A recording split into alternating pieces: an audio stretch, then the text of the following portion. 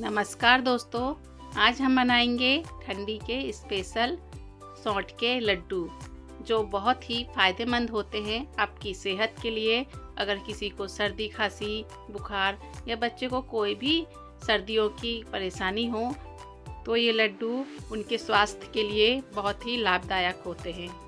ये देखिए, ये लड्डू बहुत ही सॉफ्ट हैं, ये मुंह में जाते ही घुल जाते हैं। अगर आप चाहें तो छोटे बच्चों को, बड़े बुजुर्गों को ये लड्डू खिला सकते हैं। तो मैंने यहाँ 100 ग्राम का मेजरमेंट लिया है।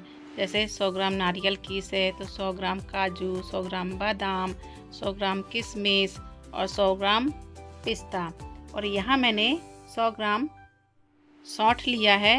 ये मैंने खड़ी सौंठ लिया है। इसको बारीक बारीक काट के फिर मिक्सर की जार में पीस लेंगे और पीस के इसको छान लेंगे तो इसका पाउडर तैयार हो जाएगा। यहाँ रेडीमेड पाउडर भी मिलता है, लेकिन मैंने खड़ी सौंठ लिया है। इसका स्वाद बहुत ही अच्छा आता है। और ये हालो सीड्स हैं जो 50 ग्राम के आसपास होंगे। हालो सीड्स की मात्रा आप कम या ज़्यादा कर सकते हैं। उसी में हमने 1 किलो यहाँ गुड़ लिया है, 1 पाव छुआरे लिए हैं और 100 ग्राम मखाने लिए हैं। इन सबको भी हम इकट्ठा कर लेंगे। घी हमने 1 से 1.5 पाव के करीब लिया है। अगर हमें और घी लगेगा तो हम बाद पे और ले सकते हैं, लेकिन इतना घी काफ़ी होगा इतने लड्डुओं को बनाने में। मैंने यहाँ इतना सामान 2 किलो लड्डुओं के हिसाब से लिया है। तो ये देखिए, एक बार सारे सामान को फिर से आप देख लीजिए। सबसे पहले अब हम छुआरों को बारीक बारीक या थोड़ा सा मोटा सा काट लेंगे ताकि मिक्सर में पीसने में आसानी हो। और ये मेरे पास थोड़े से नारियल पड़ा था घर पे तो मैंने भी इसको मोटा मोटा काट लिया है। अब हमने छुआरे को पीसकर ऐसा पाउडर बना लिया है। ये देखिए कितना फाइन पाउडर बन गया है। अब एक कढ़ाई में घी को गर्म करेंगे और जैसे ही घी गर्म हो जाए तो हम एक एक नट्स को ब्राउन होते तक भून लेंगे। जैसे सबसे पहले यहाँ भुनेंगे काजू, हल्का सा ब्राउन कलर आते तक इन काजुओं को भून लें। ये बात एक याद रखिए, जब हम कोई भी नट्स भून रहे हैं तो इसमें थोड़ा थोड़ा घी डाल के भूनिए। इकट्ठे पूरा घी एकदम से नहीं डालना है, नहीं तो घी का कलर चेंज हो जाएगा। काजू सुनहरे हो चुके हैं, अब हम इसे निकाल लेंगे। उसी घी में अब हम बादाम डालेंगे। बादाम को भी अच्छा चटकते तक भून लें, फिर इसे निकाल लेंगे। इसी तरह मैंने पिस्ता को भी धीमी आंच में भून लिया है ताकि इसका कलर डार्क ना हो। हल्की हल्की आंच में भुनेंगे तो इनका स्वाद बहुत ही अच्छा आएगा। इसे भी हम एक थाल में निकाल लेंगे। और जो हमने छुहारे पीस के रखे हुए थे मिक्सर के जार में, वही पाउडर हम कढ़ाई में डाल लेंगे और उसी के साथ कोकोनट जो किसा हुआ रखा है उसको भी हम डाल लेंगे। और यहाँ मैंने 2 चम्मच भर के खसखस लिया है। खसखस का स्वाद भी इसमें बहुत ही गजब का आता है, तो इसमें खसखस ज़रूर डालें। सभी नट्स को धीमी आंच में भूनते जाएं जब तक इसमें से अच्छी सी खुशबू ना आने लगे। ये देखिए, ये अच्छा सा भुन चुका है। अब हम इसको एक थाल में निकाल लेंगे। अब फिर से हम कढ़ाई में थोड़ा सा और घी डालेंगे।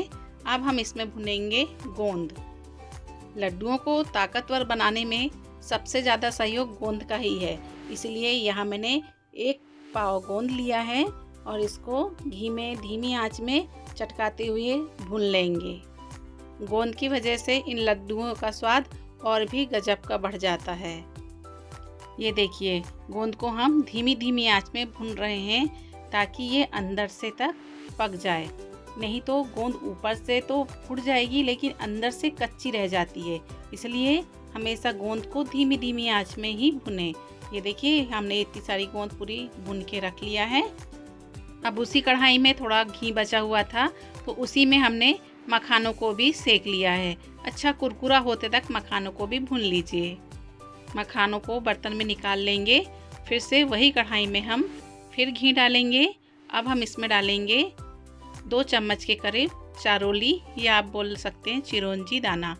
फिर इसमें डालेंगे हालो सीड्स। इनको धीमी आंच में चटकते तक भून लें। इसे ज़्यादा नहीं भूनना है, हल्की हल्की सी चटकने की आवाज़ आए और बस इसको गैस बंद कर देनी है, क्योंकि ये ज़्यादा भुनने से कड़वा हो जाता है। ये देखिए अब ये भी भुन चुका है। अब हम इसमें डालेंगे सौंठ का पाउडर जो हमने तैयार करके रखा हुआ था। इसको भी धीमी धीमी आंच में भून लें। अगर आपको लग रहा है कि सौंठ का पाउडर ज़्यादा हो गया है, ज़्यादा तेज हो जाएगा, तो नहीं, ये बिल्कुल भी ज़्यादा नहीं होगा। ये लड्डू के हिसाब से बराबर मात्रा है। अब मैंने यहाँ हल्दी पाउडर डाला है। ये पूरी तरह ऑप्शनल है, क्योंकि किसी को हल्दी का फ्लेवर पसंद आता है, किसी को नहीं आता।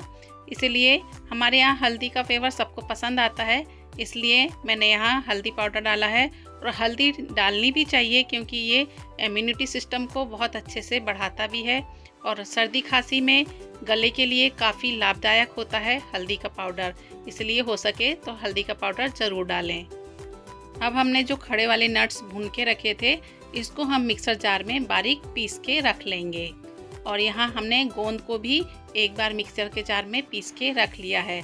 आधी गोंद को हमने मिक्सर की जार में पीसा है और आधी गोंद को हमने ऐसा ही दरदरा पीस लिया है। अब हमने जितना गुड़ लिया था, गुड़ को हमने अच्छी तरीके से पूरा बारीक कर लिया है। ये देखिए, हमें जितना अच्छा बारीक करेंगे लड्डू उतने अच्छे से ही बनेंगे। और जो हमने गोंद दरदरा करके रखा हुआ था उसको भी डाल देंगे।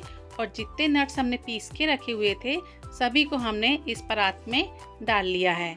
अब सबको मिलाते हुए अच्छे से मिक्स कर लेंगे। आप जितनी अच्छी तरीके से इन सबको मिलाएंगे, लड्डू उतने अच्छी तरीके से बनने में मदद मिलेगी, क्योंकि जैसे हम मिलाते जाएंगे तो गुड़ नरम होता जाएगा और लड्डू बनने में भी आसानी होती जाएगी। आप यहाँ घी की मात्रा अपने अनुसार कम या ज़्यादा डाल सकते हैं। यहाँ मैंने कम से कम आधा पाव घी गर्म करके डाल दिया था और ज़रूरत पड़ी थी तो बाद में थोड़ा सा और डाला था। घी मिलाते जाइए और लड्डुओं का बांधते जाइए। अगर आपको ऐसा लग रहा है कि ज़रूरत में और घी लग रहा है तो डालिए, नहीं तो ज़रूरत नहीं पड़ेगी।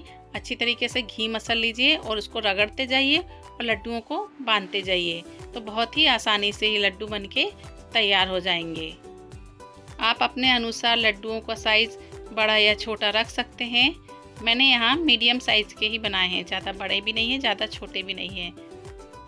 ये देखिए, हाथ में थोड़ा सा मिश्रण लीजिए और मिश्रण को दबाते हुए लड्डू का आकार दे दीजिए।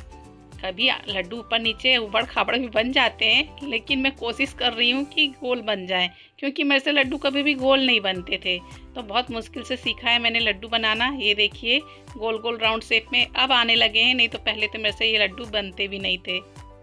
तो इन सर्दियों में इन लड्डुओं का आनंद उठाइए और ज़रूर बताइए कि ये लड्डू का स्वाद कैसा है। इन लड्डुओं को बनाने में मेहनत ज़रूर लगती है, लेकिन ठंड के सीजन में इनको खाने से बहुत ही फ़ायदा मिलता है। इन लड्डुओं की रेसिपी आपको कैसी लगी कमेंट्स में ज़रूर बताइए। मिलते हैं अगले वीडियो में, तब तक के लिए बाय।